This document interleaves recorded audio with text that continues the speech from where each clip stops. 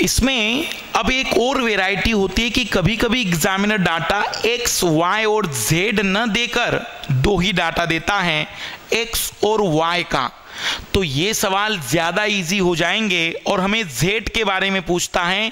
जैसे इस सवाल में दिया है कि in school 70% students are playing football while 55% are playing hockey, then find out the percentage of student who plays both. हमसे पूछा गया है कि एक विद्यालय में 70% लोग फुटबॉल खेलते हैं, 55% हॉकी खेलते हैं, तो कितने दोनों खेल खेलते हैं। तब ऐसे सवालों में आप x + y - z नहीं लगाएंगे। ऐसे सवाल जहां केवल x और y ही डिफाइन हो, आपसे z पूछा जाता है, तो ये सवाल बहुत इजी है। हम जानते हैं कि टोटल 100% होंगे, बट यहां सम अगर करके देखें 55 और 70 को, तो 70 + 55 ये 125% हो रहा है।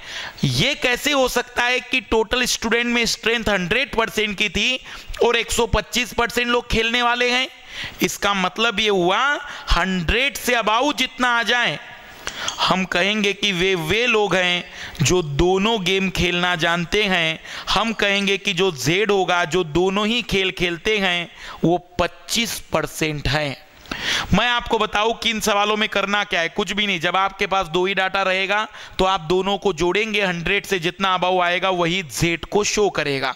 जैसे मैंने आपसे कहा होता कि 60% लोग वेजिटेरियन है और 45% नॉन वेजिटेरियन है, तो सम हुआ 105%। तो आप क्या कहेंगे कि 5% कौन है?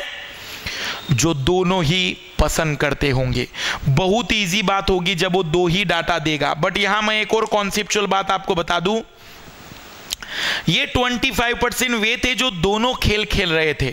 तो अगर मैंने 70 में से वो 25% हटा दिया, तो वे लोग आ जाएंगे जो केवल और केवल पहला 70 जो फुटबॉल खेलते थे। अगर 70 में से 25 में रिमूव कर दूं, तो 45% वे लोग होंगे जो केवल फुटबॉल खेलना जानते हैं, वो केवल और केवल फुटबॉल जानते हैं। मैं आपको ये बता रहा हूं कि अगर आपने किसी पर्टिकुलर में से Z की वैल्यू माइनस की, दोनों वाले लोगों को हटा दिया, तो ऐसे सिचुएशन में जो आपका आंसर आता है वो ओनली को शो करता है। जैसे मुझे आप बताइए कि यहाँ पर हॉकी कितने लोग खेल रहे हैं? 55%। तो 55 में से अगर 25 हटा दिया जाए तो 30% वे स्टूडेंट हैं जो ओनली हॉकी जानते हैं। मैं आपको बताऊं कि जनरली ये सवाल अभी पूछा नहीं था, लेकिन हमने इसे डिटरमाइन किया। सवाल एक ही था कि यहां कितने लोग दोनों जानते हैं, तो हमने कहा 25%। लेकिन अगर इसमें सवाल ये होता कि फिर ऐसे स्टूडेंट कितने जो केवल फुटबॉल खेलते हैं या केवल हॉकी खेलते हैं, तो केवल फुटबॉल 45% और केवल हॉकी 30%। ये कैसे डिटरमाइन किया मैंने? जब भी हम Z को माइनस करेंगे उस पर्टिकुलर वैल्यू में से, तो वह ओनली को शो करेगा। जैसे कि मैं आपको बताऊं, X में से अगर Z गया तो आंसर होता है ओनली X, Y में से अगर Z गया तो आंसर होगा ओनली Y का। कहीं भी सवाल आपकी लाइफ में आए, इस टाइप के सवालों में आपका ये कॉन्सेप्ट आपकी मदद करेगा। अब हम देखेंगे इसमें नए टाइप के सवाल।